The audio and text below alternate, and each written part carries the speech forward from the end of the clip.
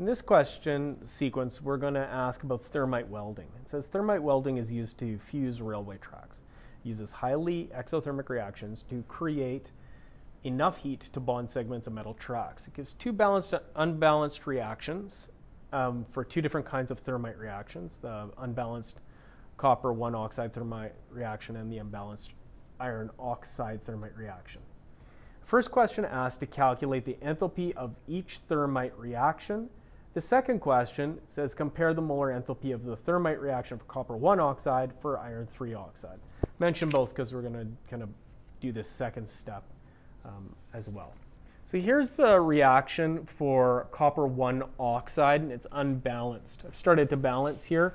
I'm going to need to have 3 oxygens, and I'm going to need to have 2 aluminums, and I think that gets us balanced.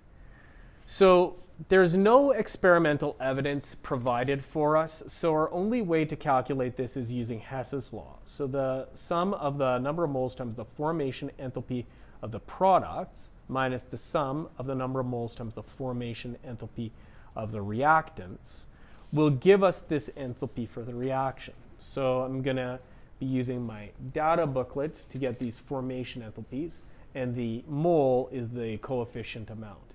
So for my products, I have 6 mole times the formation enthalpy of any element is 0 kilojoule per mole, plus 1 mole times the formation enthalpy of aluminum oxide, which is negative 1,675.7 kilojoule per mole.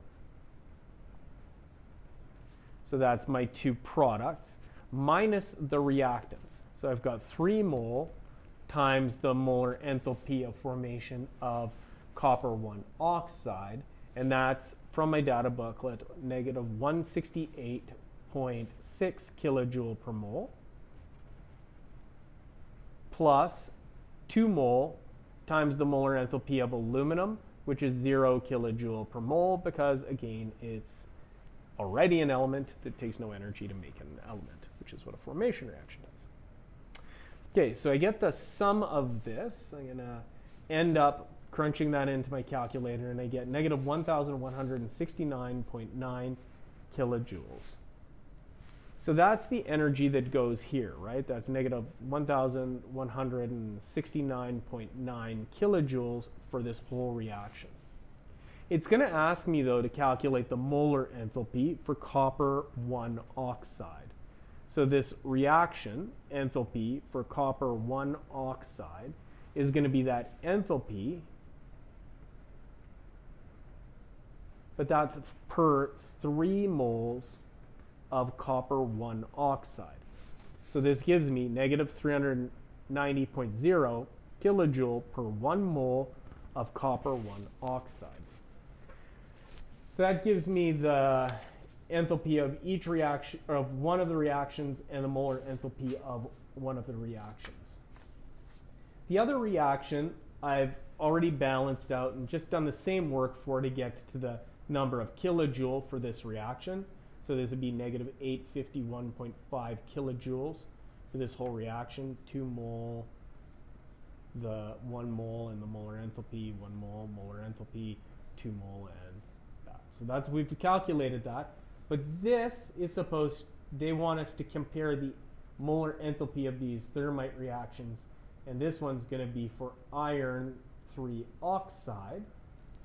And so this is going to be negative 851.5 kilojoule per 1 mole. So we can see that it has a larger enthalpy change per 1 mole compared to copper 1 oxide. So they ask us to make that comparison. This is less molar enthalpy, has a less exothermic amount than for this. So that answers our first 2 questions for us to compare those 2 values. The next question says to communicate the copper 1 oxide thermite reaction as a term in the reaction and as a graph. So as a term in the reaction, I'm going to rewrite the reaction.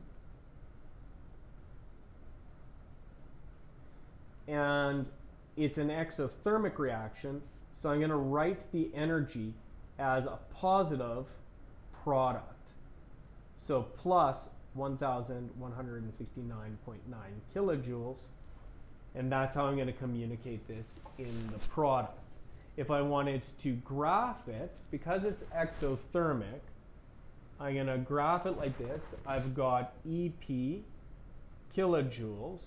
It's exothermic, so it steps down. It's releasing the energy to the environment. And so I get 3Cu2O plus a solid plus 2 aluminum solid, and make 6 copper solid plus aluminum oxide solid. And this would be like time or reaction coordinates or something like that.